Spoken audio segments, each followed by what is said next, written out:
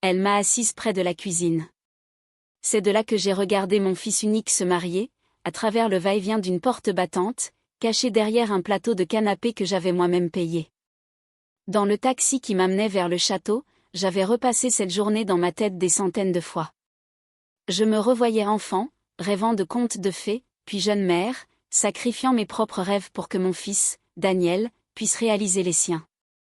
Chaque heure supplémentaire à l'hôpital, chaque week-end de garde, avait un but, ce jour. Le jour où je le verrais, heureux et accompli, commençant sa propre vie. L'invitation avait précisé une tenue de cocktail, et ma robe en mousseline mauve, choisie après des semaines d'hésitation, représentait plus qu'un simple vêtement, c'était le symbole de ma réussite, la preuve que j'avais pu lui offrir le meilleur. Le chauffeur a arrêté la voiture sur les graviers crissants. Devant moi, le château se dressait, majestueux, ses tours de pierre blanche découpées sur un ciel de fin d'été. Les rosiers grimpaient le long des murs et une musique classique s'échappait doucement des portes ouvertes. C'était encore plus beau que sur les photos. Une fierté intense a gonflé ma poitrine, si forte qu'elle en était presque douloureuse. C'était le mariage de rêve que Daniel avait toujours souhaité, et j'avais remué ciel et terre, vidé mes économies, pour le lui offrir. Je pensais, naïvement, qu'en finançant leur bonheur, j'achetais aussi ma place à leur côté. En entrant dans la grande salle de réception, la splendeur des lieux m'a momentanément ébloui. Des lustres en cristal pendaient des hauts plafonds voûtés, et des compositions florales opulentes ornaient chaque table. Les invités, élégants et souriants, discutaient par petits groupes, une coupe de champagne à la main. J'ai cherché mon fils du regard, le cœur battant. Je l'ai aperçu de l'autre côté de la salle.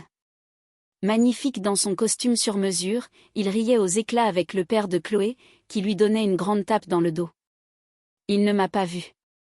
Chloé, sa nouvelle épouse, était une vision dans sa robe immaculée, mais elle semblait flotter dans un monde où je n'existais pas entourée de ses amis, elle n'a pas tourné la tête une seule fois dans ma direction. Le son joyeux des conversations et le tintement des verres formaient une bulle invisible autour de moi. J'étais une étrangère à la fête que j'organisais.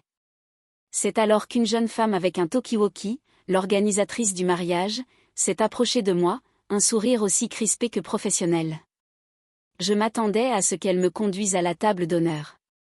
Et Madame Martin, a-t-elle commencé, sa voix à peine un murmure. Ravie de vous voir. Il y a eu un petit changement de dernière minute dans le plan de table. Si vous voulez bien me suivre. Mon propre sourire s'est figé. Un changement ?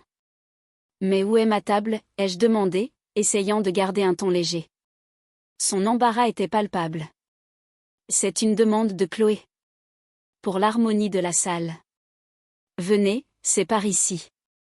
Elle m'a guidé non pas vers les tables nappées de blanc, mais vers un couloir de service discret, loin des regards, où l'air se rafraîchissait et sentait le détergent. Nous sommes arrivés près des portes battantes des cuisines. Le bruit des casseroles et des ordres criés par le chef couvrait la musique de la fête. Là, seule, se tenait une modeste chaise pliante en métal, à côté d'un chariot de service dont une roue était cassée. Voilà, a-t-elle dit en évitant mes yeux. Chloé et Daniel souhaitaient une certaine cohérence visuelle pour les photos. Pour l'esthétique, vous comprenez. Je ne comprenais que trop bien. J'étais l'élément discordant, la tache sur leur tableau parfait. Lentement, je me suis assise sur la chaise qui a grincé sous mon poids. Le métal froid contrastait douloureusement avec la douceur de ma robe. À travers l'entrebâillement de la porte, j'apercevais des bribes de la fête, le scintillement des verres, une épaule en smoking, le tourbillon d'une robe de soirée. J'ai serré mon petit sac à main en cuir beige, celui que Daniel m'avait offert pour une fête des mères, il y a si longtemps, quand il m'appelait encore « maman ». Je n'ai pas pleuré. Je n'ai pas crié. Je suis restée là, le dos droit, et j'ai commencé à écouter, non pas la fête, mais le son de mon propre cœur qui se brisait en silence. Chaque éclat de rire qui filtrait par la porte de la cuisine était comme une gifle. Il trinquait à l'avenir, un avenir pour lequel j'avais tout payé, mais dans lequel je n'avais visiblement pas ma place.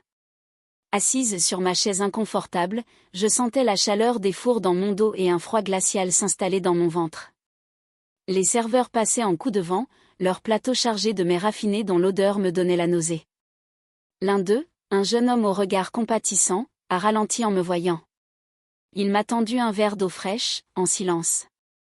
J'ai hoché la tête en guise de remerciement, incapable de prononcer un mot. Cet inconnu, en une seconde, m'avait montré plus de considération que mon propre fils en une heure. Je serrais mon sac à main si fort que mes jointures étaient blanches, ce petit sac beige, souvenir d'un temps où un cadeau de sa part signifiait encore quelque chose. Puis, les discours ont commencé. J'ai poussé doucement la porte battante pour mieux voir. Le père de Chloé, un homme corpulent à la voix de stentor, tenait le micro.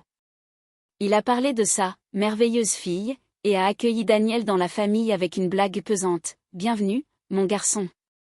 Nous sommes ravis de t'accueillir enfin dans une famille qui sait comment célébrer. » Des rires ont fusé. Chaque mot était une pique. Ensuite, ce fut le tour de Sylvie, la mère de Chloé. Drapée dans une robe de créateur, elle parlait avec une douceur affectée, chaque syllabe dégoulinant de fausse modestie.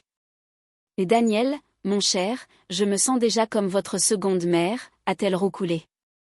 Mon estomac s'est noué. Elle s'appropriait mon rôle, ma vie, mon histoire, sous les applaudissements de la foule. Enfin, Daniel s'est levé. Il était si beau, si confiant. Une partie de moi, la mère qui l'avait élevé, voulait encore pleurer de fierté. Il a pris le micro, son regard balayant la salle, un regard qui a soigneusement évité le coin sombre près de la cuisine. « Merci à tous d'être ici », a-t-il commencé. Sa voix était posée, assurée. « Chloé, mon amour, tu fais de moi l'homme le plus heureux du monde. Et à mes merveilleux beaux-parents, Sylvie et Jean-Pierre, merci de m'accueillir dans votre famille comme si j'avais toujours été des vôtres. » Mon souffle s'est bloqué dans ma poitrine. J'attendais. J'attendais la suite. Une phrase, un mot, un simple regard. Il a continué, et à tous ceux qui ont contribué à rendre cette journée inoubliable, merci du fond du cœur. C'était tout. Une formule vague et impersonnelle. Mon nom, le nom de sa mère, n'a jamais été prononcé. J'étais noyé dans la masse anonyme des contributeurs. J'étais une ligne sur un budget, pas une personne. La musique a repris, et ils ont ouvert le bal. Daniel tenait Chloé dans ses bras, il tourbillonnait sous la lumière dorée du lustre. J'ai gardé la porte entr'ouverte, spectatrice invisible de leur bonheur. C'est à ce moment-là que c'est arrivé. Alors qu'il la faisait tourner, le regard de Chloé a croisé le mien à travers la salle. Il n'y avait aucune confusion, aucune surprise.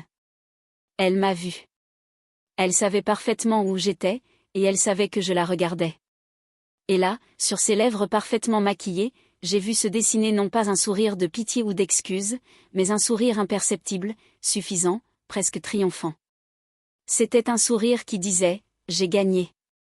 C'est ma place maintenant. » Puis, elle s'est retournée vers son mari, et le moment était passé. Mais pour moi, tout venait de commencer. Ce n'était pas une erreur, un oubli. C'était une exécution, et j'étais la condamnée. À cet instant, quelque chose à l'intérieur de moi s'est redressé.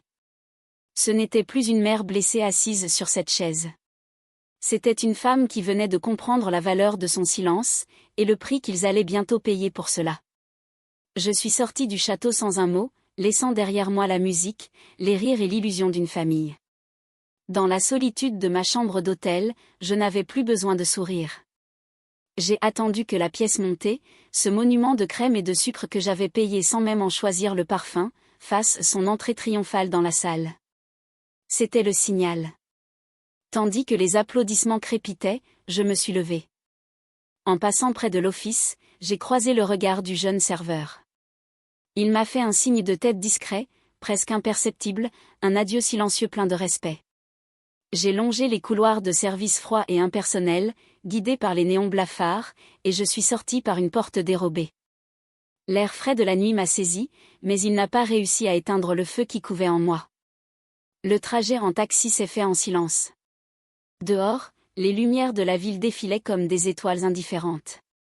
Dans le reflet de la vitre, je ne voyais pas mon visage, mais le sourire suffisant de Chloé. Il était gravé dans ma mémoire, le déclencheur de tout ce qui allait suivre. Arrivé dans ma chambre d'hôtel, j'ai enlevé mes chaussures qui me torturaient les pieds et j'ai posé ma robe en mousseline sur le lit. Sous la lumière crue de la salle de bain, mon reflet me montrait une femme de 60 ans, fatiguée, avec le maquillage légèrement coulé. Mais mes yeux avaient une lueur nouvelle, une détermination que je ne leur connaissais pas. Je me suis assise au petit bureau, j'ai allumé ma tablette, non pas pour me distraire, mais par la force de l'habitude, celle de la femme qui a toujours dû surveiller ses comptes de près. C'est là que je l'ai vue. La deuxième vague du tsunami. 1, 2, 3 lignes de débit que je ne reconnaissais pas. Des dépenses faites 3 jours plus tôt. La première, spa et bien-être les nymphéas. La deuxième, bar à cocktail le Velvet Moon. La troisième, brunch des demoiselles d'honneur au Grand Prieuré. Des milliers d'euros. Chloé avait pris ma carte de crédit, celle que je lui avais confiée pour les urgences liées au mariage, et s'était offert une journée de princesse avec ses amis. Ce n'était plus de l'humiliation. C'était du vol, un abus de confiance pur et simple. Toute trace d'hésitation s'est évaporée. Mon calme est devenu chirurgical. J'ai pris mon téléphone. Mon doigt n'a pas tremblé en cherchant le premier numéro. Bonsoir, service traiteur du château de Valois. Ici Martine Leclerc. J'appelle concernant le brunch prévu demain matin. Je suis au regret de vous informer que nous devons l'annuler. Une pause. Non, il n'y a pas de problème particulier. C'est une décision personnelle. Je vous remercie. J'ai raccroché. Deuxième appel. Le manager du groupe de musique. Bonsoir monsieur. Martine Leclerc. Je vous informe que la seconde partie de votre prestation de ce soir, ainsi que celle de demain au brunch, ne sera pas requise. Votre contrat sera honoré pour la partie déjà effectuée, bien entendu. Sa voix était pleine d'incompréhension, mais je l'ai coupé court. Mes raisons ne vous concernent pas. Bonne soirée. Troisième et dernier appel. Le responsable du bar. Ma voix était encore plus nette, plus tranchante. Bonsoir. Je suis Madame Leclerc. Je vous demande de bien vouloir mettre fin au service open bar à minuit pile, et d'arrêter immédiatement de servir les cocktails personnalisés. La facture sera réglée jusqu'à cette heure précise, et pas une minute de plus. Après avoir raccroché pour la troisième fois, j'ai posé le téléphone. Le silence dans la chambre était absolu. Je n'ai ressenti ni culpabilité, ni remords, ni même de la tristesse. À la place, une étrange chaleur a commencé à se répandre dans ma poitrine, une étincelle que je n'avais pas sentie depuis des décennies. C'était le pouvoir. Le pouvoir de dire non. Le téléphone est resté silencieux pendant 1 heure. Puis, il a vibré une première fois. Daniel. Je n'ai pas répondu. J'ai regardé l'écran s'allumer encore et pour la première fois, le silence n'était plus mon fardeau. C'était mon arme. Si vous êtes toujours là, captivé par chaque instant de cette histoire, et que vous ressentez la flamme de la détermination qui vient de s'allumer en Martine, commentez avec le chiffre ainsi dessous pour la soutenir dans son parcours. Et si vous n'êtes pas encore abonné, n'hésitez pas à cliquer sur le bouton s'abonner et activer la cloche de notification dès maintenant, car vous ne voudrez certainement pas manquer une seule seconde de la confrontation à venir. Votre soutien est une motivation précieuse qui nous aide à continuer de créer des histoires qui touchent le cœur. Maintenant, voyons comment Daniel va réagir alors que la tempête créée par Martine commence à frapper. Au lever du soleil, ma colère s'était apaisée, laissant place à un calme étrange et glacial. C'est dans ce silence que la plus grande tempête de ma vie s'apprêtait à éclater. J'avais laissé mon téléphone en mode silencieux toute la nuit, mais une curiosité morbide m'a poussé à le regarder. L'écran était un champ de bataille numérique. 23 appels manqués. Une 50aine de messages. Chloé, Martine, je ne sais pas à quel jeu vous jouez, mais c'est puéril et méchant. Vous avez ruiné notre brunch. Les invités sont en train de partir. Sylvie, c'est un comportement inacceptable et égoïste. Vous nous mettez tous dans un embarras indescriptible. Et puis Daniel. Une longue série de messages qui passaient de l'incompréhension paniquée. Maman, rappelle-moi, le traiteur dit que tu as tout annulé ? Il doit y avoir une erreur, à une fureur froide, mais qu'est-ce qui te prend? Tu es en train de tout gâcher. Tu nous fais honte. J'ai lu ces mots, mais ils glissaient sur moi sans m'atteindre. Il parlait d'une mère que je n'étais plus, d'un drame qui me semblait déjà lointain. J'ai éteint le téléphone et je me suis fait un café, noir, sans sucre. La lumière du matin filtrait doucement à travers les rideaux de mon petit appartement. Mon sanctuaire. Chaque objet, chaque photo sur le buffet racontait une histoire. Daniel a son premier jour d'école, son cartable trop grand pour lui. Daniel a sa remise de diplôme, le regard tourné vers l'avenir. Daniel et moi, sur une plage en Bretagne, riant aux éclats. Un musée dédié à une vie de dévotion. Pour chasser les fantômes de la veille, j'ai décidé de faire un peu de rangement, un geste mécanique pour apaiser mon esprit. J'ai sorti une vieille boîte en carton du placard, remplie de papiers administratifs et de souvenirs de mon mariage avec Michel. C'était un homme que j'avais aimé, un homme qui m'avait laissé avec un enfant et un cœur brisé. Au fond de la boîte, sous de vieilles fiches de paix, il y avait une enveloppe. Jaunie par le temps, elle portait mon nom, écrit de sa main reconnaissable. Je l'avais trouvée après sa mort, des années auparavant, mais je n'avais jamais eu le courage de l'ouvrir.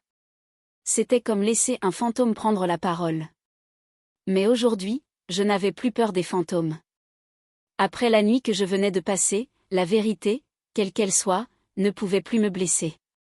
Je me suis assise dans mon fauteuil, la lettre tremblant légèrement dans mes mains. J'ai déchiré l'enveloppe avec précaution. L'écriture de Michel était inclinée, nerveuse, comme s'il avait écrit ces mots dans l'urgence. La lettre commençait par des excuses, des regrets pour être parti, des mots que j'avais déjà trop entendus. Et puis, la phrase est tombée, simple, brutale, changeant le cours de ma vie à tout jamais. Martine, il faut que je te dise la vérité sur Daniel. Il n'est pas mon fils. J'ai arrêté de respirer. J'ai relu la phrase. Puis une autre. Le monde autour de moi s'est dissous. La lettre continuait, expliquant l'inexplicable. Une jeune femme de 18 ans, terrifiée, était venue le trouver un soir, un nouveau-né dans les bras. C'était son enfant, mais elle ne pouvait pas le garder. Elle l'avait supplié de le confier à l'adoption. Michel, incapable de prendre une telle décision, avait paniqué. C'est là qu'il avait échafaudé son mensonge. Il était venu me trouver, m'avait raconté l'histoire d'une erreur de jeunesse, d'un fils illégitime dont il venait d'apprendre l'existence. Il m'avait dit que cet enfant était de son sang, pour que j'accepte de le garder, pour que je le sauve. Et je l'avais fait. J'avais ouvert mes bras et mon cœur à l'enfant d'une inconnue. Je suis restée là, la lettre posée sur mes genoux, pendant ce qui m'a semblé une éternité. Le café avait refroidi. Le soleil était maintenant haut dans le ciel. Chaque souvenir de mon passé venait de se briser et de se reformer sous un jour nouveau et cruel. Chaque nuit blanche passée à son chevet, chaque sacrifice, chaque larme. Je l'avais fait pour un mensonge. J'avais bâti toute mon existence sur une fondation qui n'avait jamais existé. Et pourtant, au milieu de ce chaos, une pensée étrange a émergé, une pensée d'une clarté absolue. Ce n'était pas une tragédie. C'était une libération. Je n'ai pas pleuré. Les larmes étaient pour l'enfant que j'avais bercé, pas pour l'homme qui m'avait trahi. À cet instant, j'ai compris que je ne lui devais plus rien. Pas même ma peine. Quand il a sonné à ma porte, je savais que ce n'était pas pour s'excuser. Il venait chercher des réponses, sans comprendre que je n'étais plus celle qui les lui donnerait. J'avais passé la journée à démanteler le musée de ma vie passée.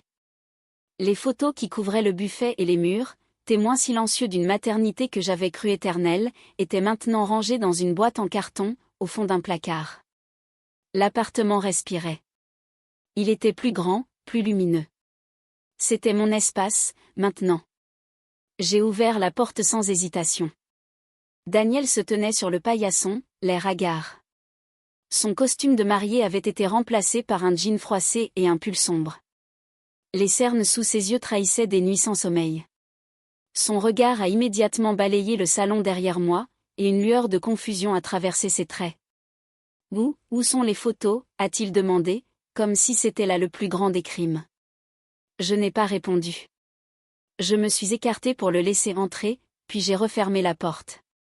Le son du penne s'enclenchant a résonné lourdement entre nous. Il est resté debout au milieu de la pièce, mal à l'aise, comme un étranger. Je me suis assise dans mon fauteuil et j'ai attendu. C'est lui qui a rompu le silence, avec la voix de celui qui se croit dans son bon droit. Il faut que tu m'expliques, maman. C'était quoi, ce cirque? Annuler le brunch, le bar.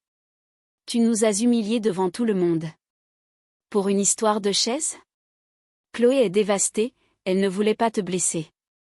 Elle avait une vision pour son mariage, une esthétique. Tu ne peux pas comprendre?